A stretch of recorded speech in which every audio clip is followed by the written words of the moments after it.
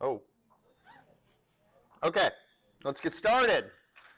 As I was saying at the beginning of class, it's interesting seeing what you all look like for the first time. So we've been through the trenches, I know some of us, because we had last year that was all virtual, and then, last academic year that was all virtual, then last semester full maskless, and we finally removed our mask mandates and whatnot. So interesting times. Okay. All right, a little bit of quick announcements. So attendance is up to date. I did speak to my TA. I know that he's a little behind on getting the homeworks graded for the welding assignments. He has it graded 5.1. I mean, that just got turned in. But 5.2 was due today. I had asked, did that go well? I know you had some questions about 5.2. Did that work out? Yeah. After you posted the videos. Okay. Yeah, I'm sorry I didn't get that video posted earlier because I meant to post it yesterday. And it was kind of a crazy day, and then I left, and I left my stuff here. So I was like, oh, I'll post it in the morning. But I linked to the video from last year. Okay, let's talk about method 2. That is the whole purpose of today, is method 2. All right. Let's make sure that we're all clear on method 1. So in order to, let's just sort of back up a little bit. So in order to assess the capacity of a steel column, right? So, we have a column in a building that's being subjected to an axial load. Here's the column, and we're pushing down on it. We need to determine its capacity, and its capacity is a function of its slenderness, right? And so slenderness, as we know, is L over R, the length of the column divided by the radius of gyration. But then we adjust L over R by an effective length factor to account for the end conditions on each end of the column. Remember, you can find these in this section of the manual back in the commentary. Always use always use the recommended values, not the theoretical values. Again, we always bump those theoretical values up a little bit in some cases to account for the real world. Now, what we did last time was method 1, which will, quote unquote, give you the exact answer. I mean, I understand that these equations are empirical, but these are the raw models for determining the capacity of a column directly from the AISC specification. Okay, so we determine our governing KL over R, and as you know, we have a different KL over R across each axis of the column. So there's a KL over R for the x-axis, a KL over R for the y-axis, and when I say governing KL over R, what do I mean by governing KL over R? The biggest, right? Biggest KL over R means the biggest slenderness. Biggest slenderness means lowest capacity, right? So that's what we're interested in. We take KL over R and we compute our FE, that is our elastic buckling stress. Remember, that was the expression that we derived. It's good, but it's not good enough, right? It is a term that we use in the actual model to compute the capacity, and the capacity is determined by assessing whether or not we're in inelastic buckling land or elastic buckling land using our model from AISC. And then in order to compute the capacity, we take the stress times the area to get a force, and then we adjust it by our resistance factor or our safety factor of 0.9. That will give you the exact answer, okay? That's what I'm calling that method 1, because that's sort of the prime method. That's how you would compute the capacity of a column. And I guarantee you there's engineers out there that have a little spreadsheet on their computer that this is what they do. They plug in the values, boom, it gives them the capacity, and it does it based on this. I know I have one. Method 2 is the more approximate approach, and it is valuable for 2 reasons. One, you can have a quick way of determining capacity, or at a minimum checking your answer. And I recommend that based on homework 5.2, I'm not saying you do the work, but just open up the manual to that particular section for that shape and see if your answer is about right. I believe it was a 14 by 145, is that what it was? So you can take the 14 by 145 and you can determine whether or not, based on your homework, was it a weak axis governing or a strong axis governing column, and if that's the case, sort of see what table 4.1a gives you, and is that about right? Is that what you got at the end of the homework? And that'll tell you. So method 2 is a means of checking your answer, at least when you're in analysis land. But the usage of table 4.1a is pretty much the necessary means by which we design. And by design, what I mean is we have a building, we have a column. How do we select that column in order to safely resist the loads? But we're going to talk about analysis first, okay? So the way that it works, and we talked about this a little bit last time, but this is just a little bit of a refresher. We start by determining the largest KLX and the largest KLY.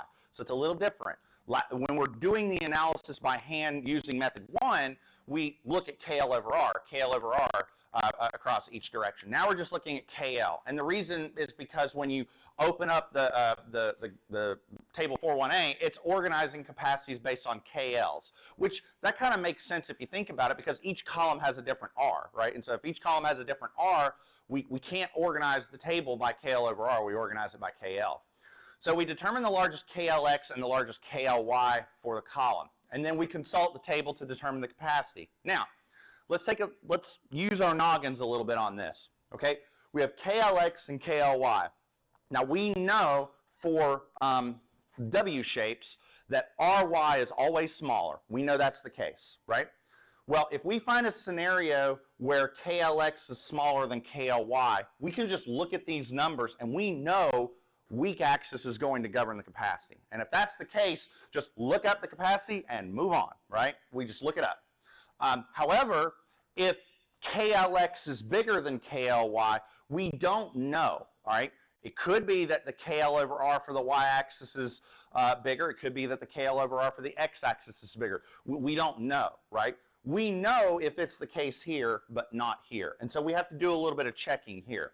Now, if you remember, we found a little bit of I guess you could call it an analytical limitation with table 4.1, which is that it's organizing capacities based off KLY. So what I'm going to do is look up the capacity based off either KLY or this modified KL, this effective KL, where we take KL in the x direction and we divide it by that ratio. And I'm going to show you how, when you do this, you will get the same answer from method 1, plus or minus a few decimal places, okay? So it's just going to be a little bit of rounding, right? And in the grand scheme of column selection, that just doesn't matter, okay?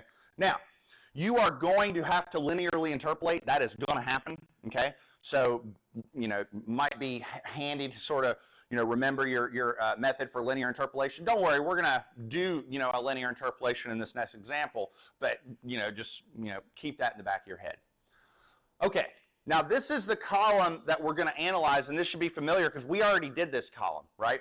And we did this column in lecture last time, and I believe we got a phi PN of, what was it? It was like 958. What's that? 0.2. Okay, so that's what we got last time for our capacity, okay? And let's see if we get the same thing when we utilize method 2. Now, you're going to find actually a pretty serendipitous result with this. Normally, when you analyze a column using method 1 and method 2, they might be off by a couple decimal places. Remember, the AISC curve is nonlinear, and so if you're using linear interpolation, there's going to be a little bit of a difference, okay? Now, same bracing conditions, same column that we're looking at, so nothing's changed there. Okay. Oh, hold on. Sorry. Okay. All right. So here's the column, okay? And again, this should be familiar because this was the same problem that we did last time, okay? So a couple things that are noteworthy, okay? So first off, let me move my keyboard here. All right. A couple things that are noteworthy here. We know that Fy is 50 KSI. Okay, we know that. And really all that tells us is that we're going to be using table 4.1a, right? So if we had 65 KSI, we'd use table 4.1b. I mean, they're laid out the same way. It's just, you know, a different yield stress. So one thing I will mention is that when you're doing homework and exam problems, please make sure that you're on the right table, right? Because they look very similar. And so if you're on table 4.1c and you're on the wrong yield stress, the numbers are going to be way off. So just make sure that you're paying attention to that. All right. Now we're dealing with a W14 by 190, or sorry, W14 by 90.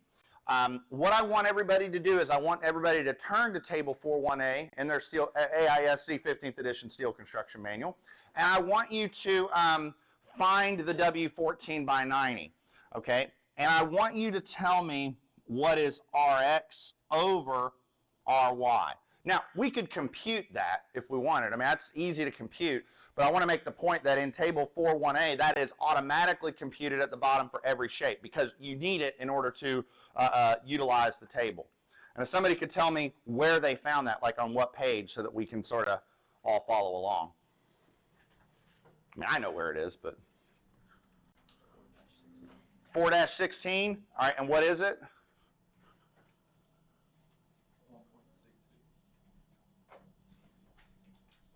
1.66. Okay. Is everybody able to find that? One thing I'll tell you, so whenever you look at W shapes, the Rx over Ry ratio can maybe be a little bit of a indicator as to how square the shapes are, okay? In steel design, we tend to use pretty square shapes for columns and very non-square shapes, like long and deep shapes for beams, okay? So that's why when we look at columns, we're really only going to be dealing with like W8s, W10s, W12s, W14s, because those are the square shapes that work well for column selection. Okay, now, let's see if we remember this from the last example. What was the K value for this x-axis? Anybody remember that? 0.8, yeah, because we have a fixed on the bottom, and we have a fixed on the bottom, pinned on the top. And then, now let's go back to what we did in the last example for KY. Now, I want to kind of ignore the last example a little bit. Like, I kind of want to assess this independently, assuming we didn't do any of the math last time to get to this number, okay? But, I mean, I know that we did, so we're going to try and maybe make some connections. Remember, though, when we looked at this, we have 3 segments along the y-axis. And if you remember, we had sort of made a determination that we only needed to look at the middle one, right? Why? Well, it's the longest, right? But it also, of the 3, has the largest K value. Like this is 0.8, this is 1, this is 1. And so 10, 15, 10. This middle segment has the longest length and the largest K value. So I'm only going to consider this one, okay? All right, is that okay? K is 1.0. All right, with me so far? Okay, now, so let's go through how we would do this, okay? So the first thing I want to do is I want to compute KLX and KLY. So KL in the X direction is 0.8 times 35 feet. And then KL in the Y direction is 1.0 times 15 feet. Now, I know I can do this one in my head. That's 15 feet. What's 0.8 times 35? Make sure everybody's awake.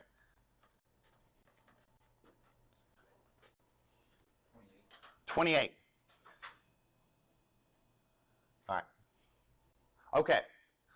Now, let's think about this. This is a W shape. Rx is always bigger than Ry for W shapes. So if I had done this computation, what it would mean, or if I had done this computation and KLY was bigger, if that was the case, what it would mean is, regardless of whatever Rx is, regardless of whatever Ry is, we know that the y-axis would govern. And so I wouldn't need to compute a KL effective. But because KLX is bigger than KLY, I need to do a little bit more checking. Now, I cannot compare KLX and KLY directly to figure out which one's going to govern. I wish I could, but I can't, because it's like comparing apples to oranges. In order to compare apples to apples, I need to adjust this one a little bit. And so what I'm going to do is I'm going to compute this new value, KL effective, which is KLX divided by that ratio. So now I will be able to compare strong and weak axis directly, okay? So strong and weak axis direct comparison would be done by taking 28 feet over 1.66. That's the Rx over Ry ratio. And so when I do that, what do I get?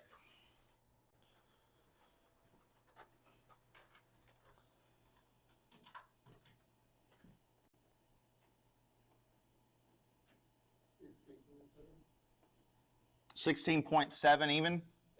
8.7. Do I have a second on that? Yeah. Okay, so now what I'm going to do is compare this to that.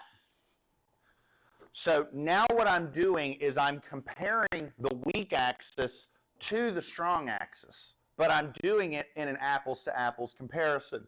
So KLY refers to the weak axis, KL effective refers to the strong axis. Which one governs? The strong axis. What happened when we did this? What did we find? Which governed? The strong axis did, right? So we're finding the same thing, okay? So that's it should be a gut check. We're doing something right, okay? With me so far? Okay, so what that means is we go into table 4.1a and we look up capacity based on this. What's the problem? There is no listing for 16.87, right? There's a listing for 16 feet, and there's a listing for 17 feet, which means we need to do a little bit of linear interpolation. So I need your help on this, okay? So therefore, for KL is 16 feet, what is phi PN? And what about for KL is 17 feet? What is phi PN? So somebody help me out with that. So remember, we're looking at the blue numbers, not the green ones, okay? So let's do KL is 16 feet. What are we getting for a capacity? And I want to make sure everybody can find this on their own. So we're looking at the W14 by 90, and we're looking for a KL of 16 feet. 979. Okay. Okay, 955. This is really important, so I want to make sure if there's anybody in here that can't find that you let me know, okay? Is there anybody that was having trouble with that? It's okay if you were, because we're going to be doing some flipping back and forth in this table here in a little bit. I want you to be comfortable with that. Hook my fan up. Okay. Everybody good? How's everybody feeling? How's everybody's gut feeling about this number, looking at these? Starting to feel pretty good about it, right? Because for KL is 16 feet, here's the answer. For KL is 17 feet, here's the answer. We're between that. Not only are we between that, but we're pretty close to 17 feet as opposed to 16, and look at the value. So we're probably doing something right. Now what we got to do is we got to do some linear interpolation. So we've got to use, y equals y1 plus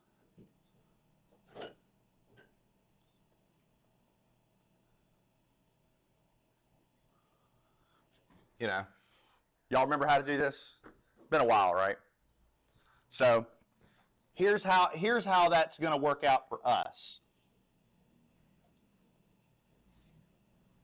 So what we're going to do is we're going to take, our first point, 979 kips plus, and the way that we do this is we say, 955 minus 979 over 17 feet minus 16 feet times 16.87 minus 16 feet, right?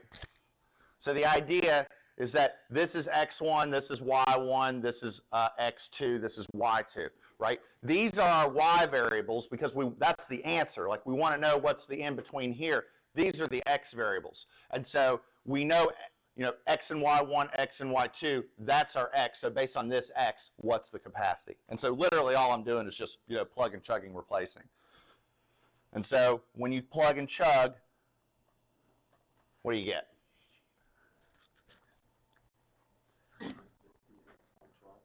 958.12. Do I have a second on that?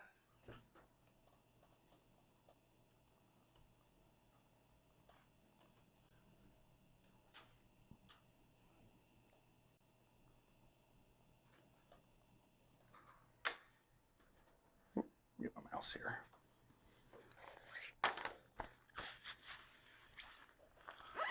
What do we think?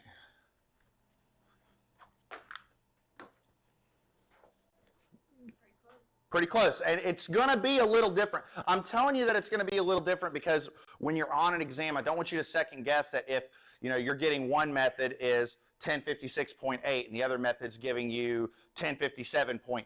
Like, that's okay. It's okay if it's off by a little bit. And you're going to see as you start doing problems how you need to be accurate in your math, but there is a little bit of cushion from one shape to another. So it's okay, if your answer's off a little bit, especially because you're going to end up verifying the capacity of your selected column using method 1 anyway. So it's not really going to matter. All right. Any questions? All right. So now let's talk about design. Okay. All right. Let's go to column design. All right. So here's the thing. There's nothing in this procedure for column design that I don't think we could come up with this right now. Let's just back up a little bit. How does design work, right? Well, analysis is we are given a column, given a shape. What is its capacity? Boom, right? Now, how does design work? We are given this, or not essentially ppm, but we're given pu. We're given a load that the column must need to withstand, and our goal is to select said column, right? That's design, right? So that's essentially how the process is going to work, but there's some tweaks that we need to make sure that we're paying attention to, okay? So first off, step 1, determine the factored load. That's pretty much the step 1 on every design problem we've done this semester. We got to know what we're designing for, right? Step 2, we determine the largest KLX and KLY values for the column. Now let's think about that. That is independent of the column shape, right? All that depends on is how long the column is and what the braces are. But the problem that we just did, like this is the problem we just did, this is KLX, this is KLY. It didn't really matter if it was a W14 by 90 or what have you. The KLX and the KLY are the same. So we determine the largest KLX and the largest KLY for the column. Now, as we've said, this little table right here only works by reporting columns based off of their y-axis capacity. Like it's reporting capacity based off of the effective length with respect to RY. So based on KLY and PU, so we go into the table with our load and with our KLY, we select a group of trial sections, okay? The way this works is if you start flipping through this table, you are only going to find W14s, W12s, W10s, and W8s. As I said, those are the sections, those are the I shapes, the W sections that are square. And square shapes tend to work very well for columns, okay? Whereas deeper sections tend to work well for beams. So we're going to select at least one of each, okay? All right. Now, I want to admit, sometimes, I want to make sure that you're clear of this, sometimes it's possible that one may not be available. It's very common that in design land, you might not find a W8 section that applied. W8s are kind of tiny, and so if you have a load on a column that's like 1,200 kips, you might not find a W8 that works. That's fine. Hey, you might not find a W10 that works because sometimes loads get pretty hefty. All right, it's civil engineering. We tend to deal with a lot of load. So don't get worried if a W8 section doesn't apply. Okay. Now, I say this, you're going to have a group of trial sections. Okay. The next thing you have to do is you have to go through those trial sections and see whether or not they're going to work. Okay. Now, if KLX is less than or equal to KLY, we know that the weak axis governs. If we know that the weak axis governs, we pretty much know that whatever we looked up is our capacity. Like, we don't have to do a verification. So we just pick the lightest one, right? We just pick the lightest one out of the family of sections that we picked, and we move on, right?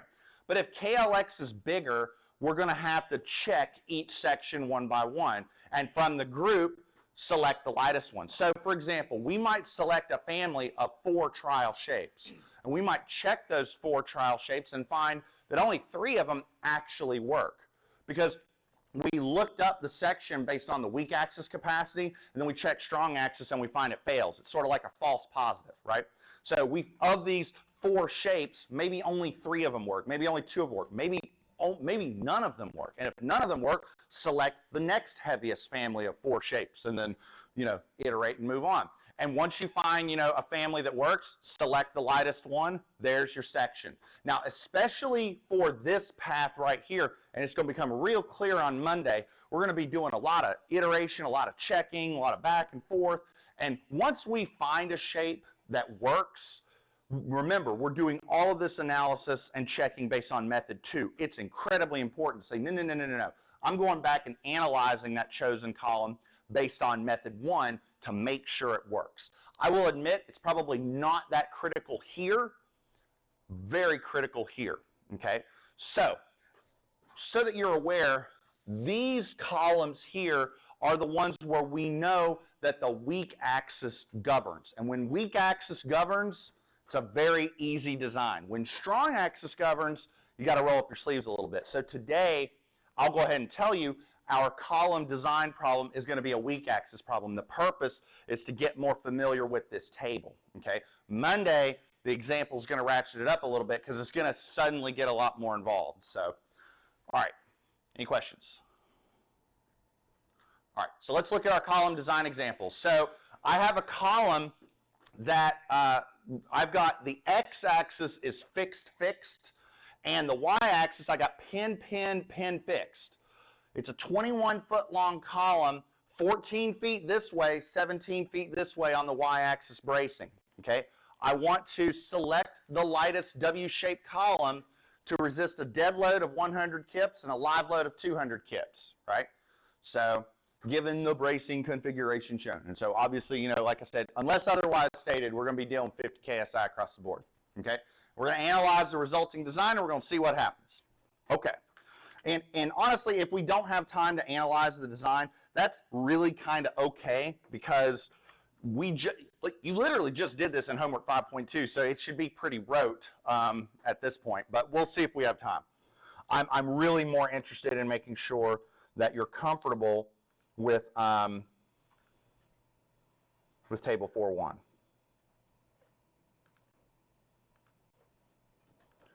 Okay. All right, so let's take our time with this, because this is not hard. You're just going to have to do a little bit of page flipping. All right, so select the lightest W shape to resist a dead load of 100 kips and a live load of 200 kips. So what's our first step? Factor the loads.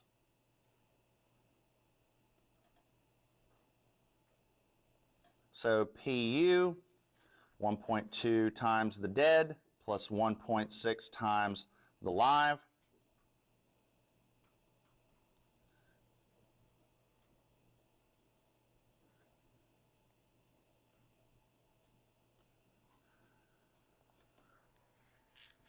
And so what do we get for this?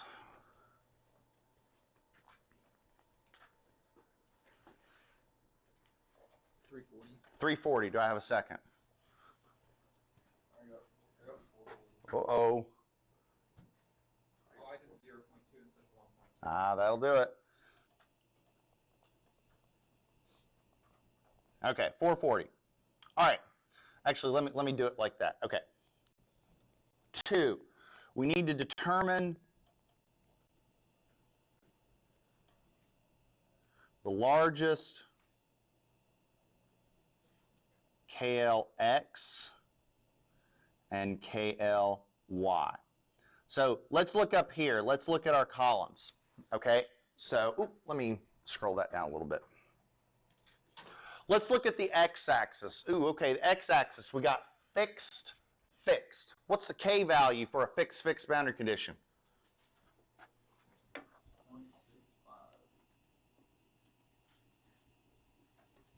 0.65. That's exactly right. So if I want to determine the largest KLX, well, there's only one of them. So KL, oh, I'm getting ahead of myself. KL in the X direction is 0.65 times 21 feet. And what is that?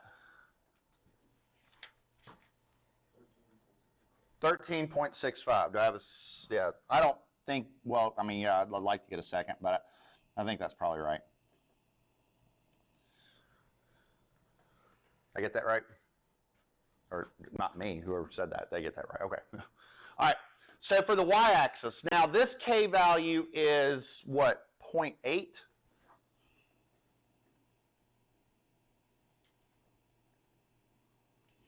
What about this one? What's the K value for this segment? 1.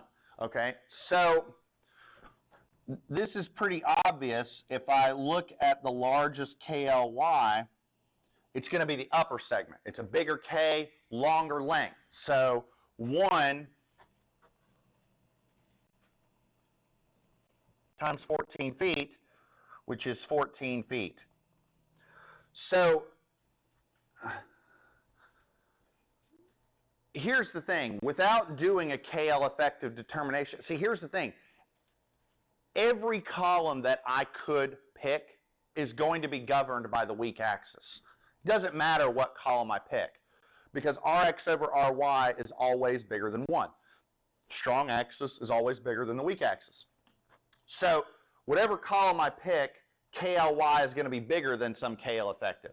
So the weak axis always governs. So I guarantee you, whatever columns we pick, they will work. So I think that's incredibly important to state right outright. So weak axis governs. And if the flip side are true right here, it does not mean that strong axis definitively governs. It means that the strong axis may govern, and you have to check each column. With me so far? Now, let's take a look at column selection. All right.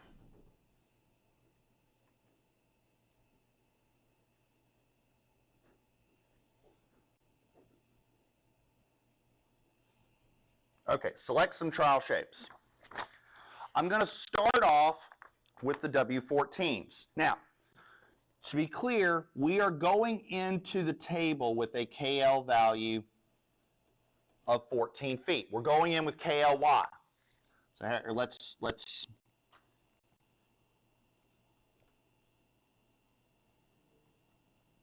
say that. And we are looking for a column with a capacity of what? What are we looking for?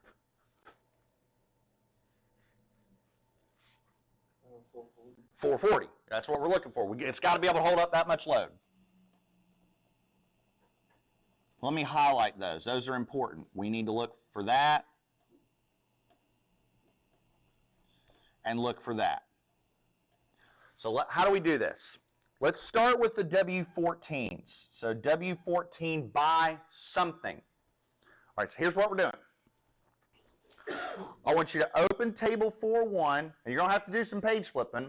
I want you to start looking at each of the W shape, the W14s, okay? And I want you to find me the lightest W14 that you can that has an axial capacity of 440 kips, specifically at an unbraced length of 14 feet. All right, I already got an answer. Hold on, what'd you get? 1461. 14 by 61. Okay. Now, what I typically do right here is I'm going to ask, why did you pick that shape? In other words, you picked it because its capacity was what?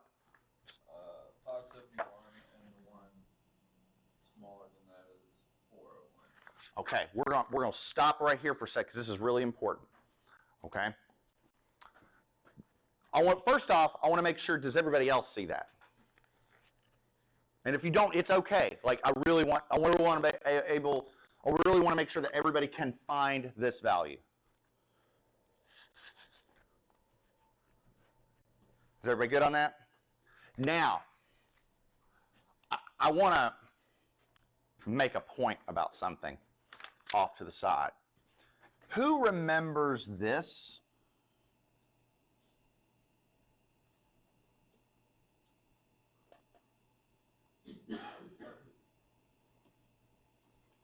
Remember the efficiency computation? Remember that? How do you do that? Load over resistance, right? So this column is subjected to 440 kips, and it can withstand 571. What is that efficiency?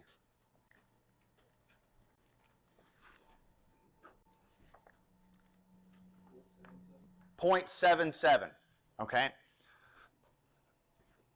What would I tell you in tension member land? What would I have told you if you had given me a homework problem with an efficiency of 77% in tension member land? Try again, right? It's too heavy, right? That's what I'd tell you, all right? I want you to kind of shake that a little bit, that instinct in column land and beam land, okay? The equations are very nonlinear, okay? What we're interested in doing is going through the family of shapes and selecting the lightest one. Now, I'll go ahead and tell you, the one that we do pick just happens to have a better efficiency, but it is very possible that the lightest shape is also the one that, according to this efficiency computation, might not be the most efficient. But if you marry yourself to this efficiency equation, you think that's the most important thing in the world, you might actually be selecting a heavier shape than need be, okay? Because again, we're talking about nonlinear equations, so I don't want you to get worked up about this. So I'm making a very direct point about that to not worry about it. Does that make sense? Okay. All right. Now, let's continue. The W12.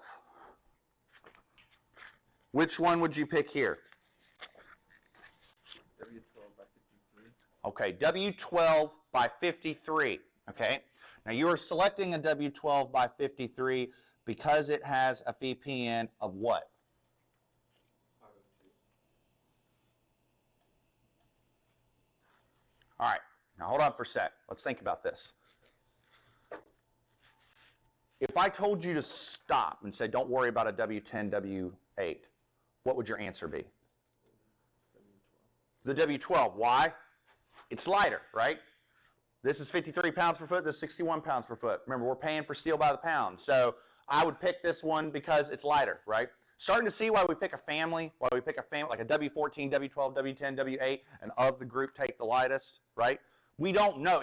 You're going to see what happens. Like some might be heavier, some might be lighter. Again, we're talking about really nonlinear stuff, which is why this design aid is so important. Okay, W10. What about the W10? Which one works there? 49.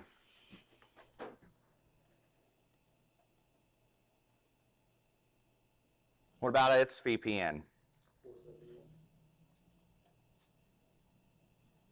And then the W8. Is there a W8 that works? Sometimes there is, sometimes there isn't. The 58.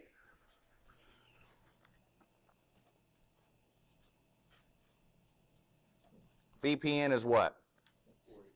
482. Okay. Now, for this problem, I want to be clear, okay? For this problem, we know the weak axis governs, so probably writing out this capacity might have been a bit superfluous, like there's no point. Why did we waste our time writing out this capacity? Like why did I waste valuable screen space here? Because when I wrote the W8 by 58, what did I know? I knew I wasn't picking this shape because that's lighter, right? Okay? But in strong axis governing land, we don't know. See, I know that all of these are valid options for the column because the weak axis governs. Whenever the strong axis can govern, this might not work. this might work. This might be the only one that works. The rest might not. And so I might have to go with that one. Okay? So I want you to get into the habit of, for every one, writing out the capacity. And also, for every one, when the strong axis governs, you write the capacity and the Rx over Ry ratio. For now, not a big deal. With me so far? Okay. All right. So, which one would we use? This one.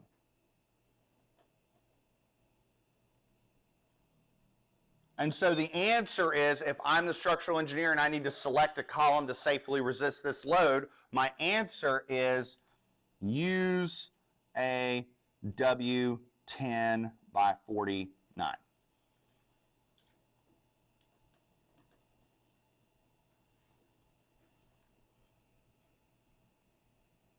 Oh, sorry. Man, what happened there? Sorry about that. And that's the answer. Now, there is something that I skipped, okay, which was the very last step. And the very last step is to analyze this column using method 1. We can knock that out pretty quickly, and we're going to see that the capacity is, in fact, 471. But I'll show you, like, let's knock this out really quick.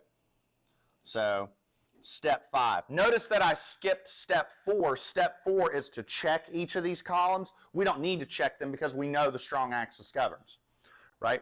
So analyze this column using method 1. Okay, I'll say recall weak axis governs. Turn to this column on table 4-1A, and what is the RY for this column?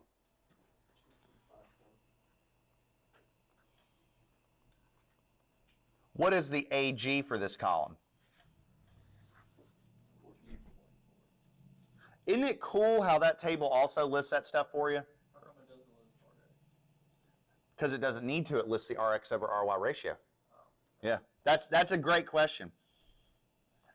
Honestly, I kind of wish it did, because you could probably just fit it in there, but I get why they didn't, because I guess it seems redundant, So we know that the weak axis governs, so I'm going to do just KL over R for the y-axis, because I know that's the one that's going to govern. So what was KL? It was, what, 14 feet? We already did that, right? KL, yeah, so this was 14 feet divided by 2.54 inches. Remember, we got to convert that feet to inches so that this comes out unitless. Remember, our slenderness values are unitless. So I'm actually going to go through this part kind of quickly because I know you literally just did this on the homework that was due today. So this part will be quick. What do we get for this? Might need your help on that.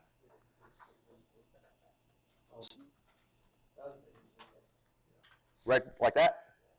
Second? 914. 66.14. Second on that. Okay, all right. Now I'm going to go ahead and do 4.71 square root of E over Fy, but because it's 50 KSI steel,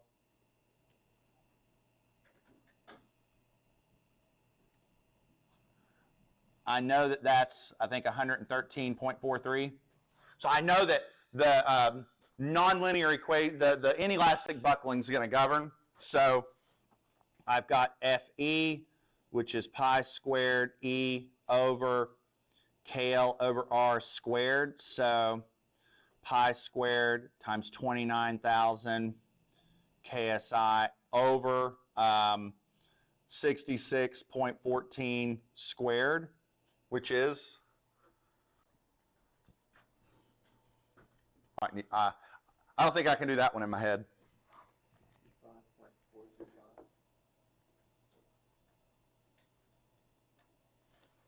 Second.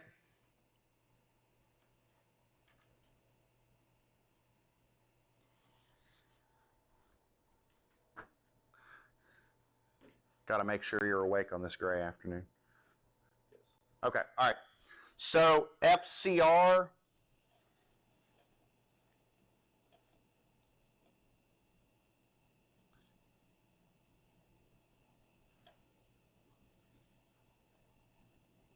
so we raise to the FY over FE and then times it by FY, so 0.658. Raised to the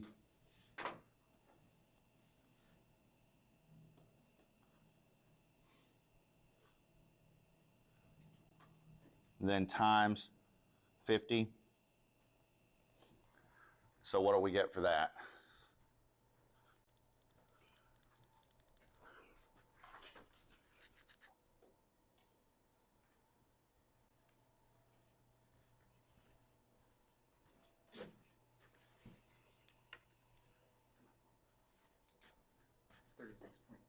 $36.31 second. All right. And so our phi PN is 0.9.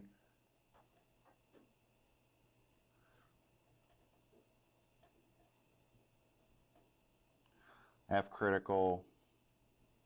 And then AG was 14.4. And so what do we get here?